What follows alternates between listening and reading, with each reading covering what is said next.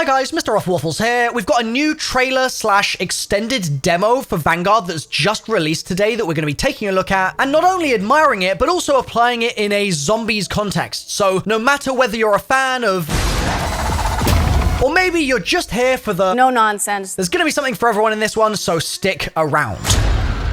First though, I know there's been a lot of excitement about Spider-Man over the last 24 hours, so I wanted to jump in here with a quick word from today's friendly neighborhood sponsors for this video, Marvel. Now, I'm a big Marvel fan, so it's an honor to work with them, and we're going to be focusing today on the first Marvel open-world action RPG on a mobile called Marvel Future Revolution. I've got the trailer playing on screen right now, and as you can see in it, the game features 8 playable characters at launch, including Captain America, Iron Man, Spider-Man, Doctor Strange, Black Widow, Captain Marvel, Star-Lord, and Storm. That's a lot of characters. And there are also a lot of costume combinations, actually over 400 million, lots of which you'll probably recognize from the comics, and you might also recognize some of the different areas of the map, which include New Stark City, Hydra Empire, Xanderth, Midgardia, and Sakaar. So if you feel like giving the game a go and want to join the fight to save the multiverse, then click the link in the description and download Marvel Future Revolution now on the App Store and Google Play Store. So back to Vanguard now. This demo was presented by David Swenson and Laura Bailey. Now, I'm sure many of you have heard of Laura Bailey before. She is pretty damn awesome, and specifically in the game, she is voicing Paulina Petrova, who's based on an incredibly deadly sniper from history. Anyway, let's get to the no nonsense gameplay, because that's what you came here for. And like I said, we'll be breaking it down, we'll be talking zombies as well, we'll be covering all the bases. The demo begins with Paulina recovering from a fall, and the first thing I want you to pay attention to here, just after I stop talking, is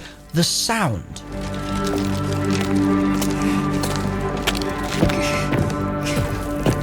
It's really kind of eerie and ominous, and this continues throughout, but when the soundtrack actually starts to kick in, it sounds so good. It's beautifully orchestrated, and this makes me really excited for the music, actually, of the entire game.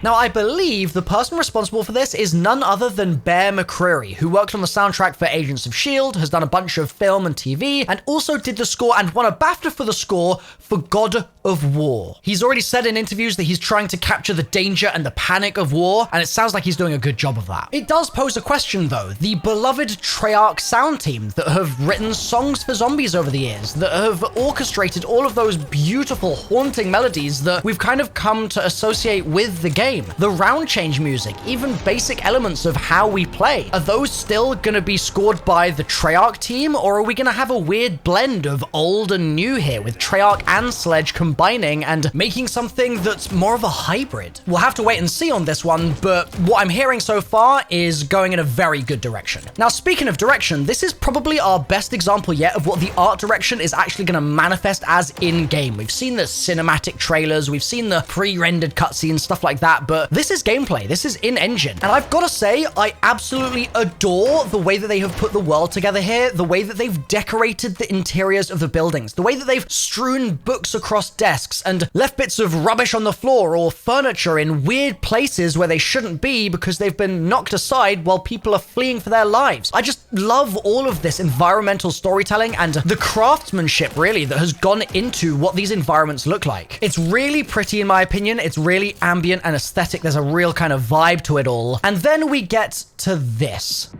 This is Call of Duty, Creed of Assassins, except we don't have any kinds of climbing apart from climbing on bricks that are sticking out of walls in really handy locations and are also everywhere. And on occasion you might jump through a window, but that's about it. And I guess you'll run on some rooftops. It is very kind of weird. I mean, I'm not saying this is a bad thing by any means. Don't get me wrong. I am not hating here. I actually love the fact that they're doing this with the gameplay. I mean, the stuff that's on the screen when you're moving around in the beginning, you've got a couple of hints here and there, but it almost feels more like I'm playing a Dishonored than I am a COD. And then you climb your way out and you start kind of moving around on the rooftops, and it's just very alien feeling. And honestly, that is a good thing. That is almost objectively a good thing, because Call of Duty's felt so similar for so long, and I totally welcome any attempts whatsoever to change up the formula. That's good. It's amusing that there are so many bricks handily sticking out of the buildings, but it is a good thing still. And what it makes me think about is how we're going to get gameplay innovation, and especially if they're really exploring traversal systems in zombies this year. I mean, not only does this mean that the zombies themselves will probably start scaling walls to climb up to us and stuff by using handy footholds and handholds that have been placed on them, but it might also mean that we can do the same in certain areas. And it kind of gets me thinking, like, would this mean that we could potentially have a slightly more open world style of map? I mean, I'm not saying we're going to get open world zombies. Don't get me wrong. The mode is being developed by Treyarch, and Treyarch are concurrently having to make their own zombies right now in Cold War, so I appreciate that there are just natural limitations on their time. But if the systems are there in the game, I think Treyarch will use them. That tends to be the way these things work. And so what if the way that it's designed this year is less that you just sort of follow a strict path and channel through a map, but instead there's a little bit more flexibility as to how you get around and how you traverse. I mean, think about Firebase Z. Remember everyone doing that jump to get out of the spawn, and how unbelievably cool that was for speedrunners to be able to move in that way and do something that was a skillful procedure in order to basically get an advantage. And also, two birds in one stone here, you give the more casual players something to aspire to, and you also compete a lot better with Dying Light 2, which has much better traversal than this game will ever have, probably. Now, the counterpoint to that is, well, they patched that out of the game, but they patched it out because it was interfering with spawns, and it was an unintentional thing. If it's deliberate and they build the spawn system to accommodate for it, then the sky's the limit. I mean, I always loved in Dead Island, right, when I could play as Sam B and shoulder charge my way through a horde 1 minute, but then if I wanted to, jump up onto the rooftops the next minute and sort of hang out up there just out of the zombies' reach. It was so much fun. And if they can build in like a slightly more elaborate movement system into zombies this year, I mean, sliding in BO3, it's so simple, but we all loved it so much, and I think that further exploration of that could be a really incredible innovation for the mode.